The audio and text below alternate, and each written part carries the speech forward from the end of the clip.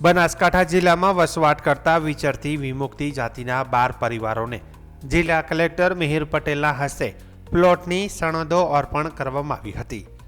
વર્ષોથી કાયમી રહેઠાણના અભાવે સરકારી યોજનાઓથી વંચિત રહેલા પરિવારોમાં ખુશીનો માહોલ જોવા મળ્યો હતો। જનકલ્યાણ NTDNTના પ્રમુખ સુરેશભાઈ રાઠોડે જણાવ્યું હતું કે વર્ષ 2021થી પ્લોટ ફાળવણીનો પ્રશ્ન વિવિધ વહીવટી પ્રક્રિયાઓને કારણે અટવાયેલો હતો। જિલ્લા કલેક્ટર મિહિર પટેલના માર્ગદર્શન હેઠળ તમામ પ્રક્રિયાઓ પૂર્ણ થતા હવે પરિવારોને પ્લોટની સનદ મળી છે। કાયમી સરનામું મળવાથી હવે આ પરિવારોને આવાસ, શિક્ષણ, આરોગ્ય, રેશન કાર્ડ, આધાર કાર્ડ અને અન્ય સરકારી યોજનાઓનો લાભ સરળતાથી મળી શકશે। આ પ્રસંગે લાભાર્થી પરિવારો, જિલ્લા વહીવટી તંત્રના અધિકારીઓ, જન કલ્યાણ NTDNTના હોદ્દેદારો તથા સમાજના અગ્રણીઓ હાજર રહ્યા હતા।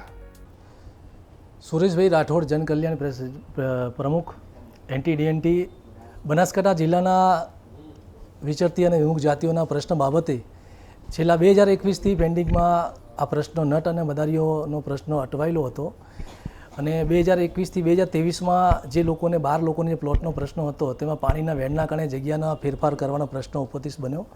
એમાં જિલ્લા કલેક્ટર સાહેબ પણ હકારાત્મક પોઝિટિવ અભિગમ ભગવી અને SDM સાહેબ, મામલતદાર સાહેબ, સર્કલ સાહેબ, દરેક સાહેબ વહીવટતંત્રનો અમે ખૂબ આભાર માનીએ છીએ કે આ બાબત અમને સાથ અને સહકાર આપ્યો છે અને જટિલ પ્રશ્નનો ઉકેલ લાવે છે તે બાબત સમગ્ર બનાસકાંઠા ટીમ અને કલેક્ટર સાહેબનો પણ ખૂબ આભાર માનીએ છીએ।